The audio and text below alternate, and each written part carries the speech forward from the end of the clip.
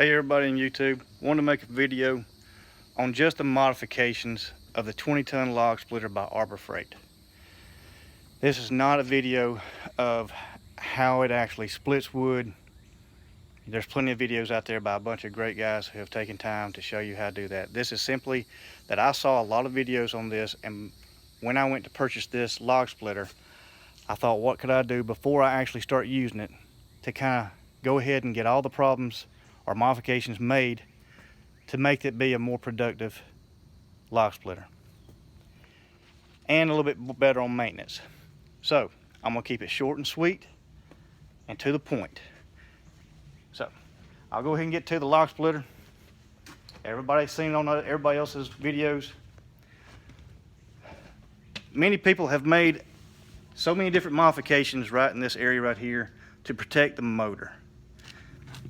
Now, you'll see a lot of people who are not even using any kind of motor guard, and they don't seem to have that big of a problem. So I wouldn't say you need to invest a lot of time into this, but this is just something I came up with, and all I did was some pieces of rebar I had laying around, and I took and just tack welded them in and just made it to where the logs just won't freely roll towards the engine. It's just going to make everything want to either stay up here or roll away. That's one of the modifications I did. Another modification I did was, many people talked about how the debris from the wood, as you split it, would go down into this actual boxed in welded piece where the cylinder is at. And I had some thick but very flexible plastic, and I drilled holes, small holes, and riveted in here, and then made drilled a hole here and there so that it wouldn't continue to split. And this rides through here. Now I have tested that. This rides through here and doesn't pull on this at all. And hopefully this will keep some of the debris out of that area where people say it got really jammed up in there and they had to take time to clean it out. Another area that folks have altered is the handle. They say it's too far back. I kind of agree with them. I took this handle off of a weed eater. That's all this is a weed eater handle, and I put some heat shrinks on here to kind of thicken it up so that this could fasten down on here a little bit better. I hope that's a little bit good picture for you. So now it makes it just user friendly on the operation of the handle. Does good. Down here on this hose, there was no protection except for, there was not even an outer jacket like this that came with it. I simply took some hard pieces of plastic, wrapped around and zip tied it just to give it another layer of protection. That's all that is. In case logs do fall off this way, debris, splinters, just want to protect that a little bit better. Another modification, I've seen a lot of people install hydraulic oil filters. Now, I'm sure there's many people who's going to debate me about this or make comments about this, about maybe I shouldn't have put it here. But to me, it made sense that the hydraulic fluid, when you fill this tank up in here, it initially starts and goes out to here. Before it enters my pump and any of my hoses and where my handle operates the hydraulic pump, before any of that, I wanted to have a filter before that. I simply bought some of these pieces of pipe at a hardware store, and I got all the pieces for around 20 bucks. So all you do is just take this piece off of here that was on the pump, and I moved it down to here, and then you just simply take the pieces that will reduce down.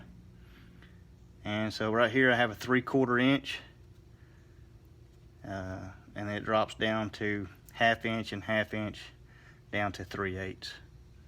So that's how that works right there.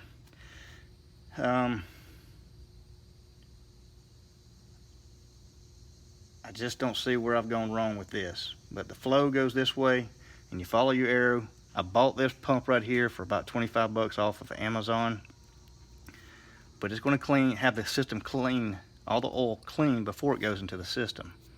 I've seen people add magnets in here. I was like, well, I don't think I need to do that.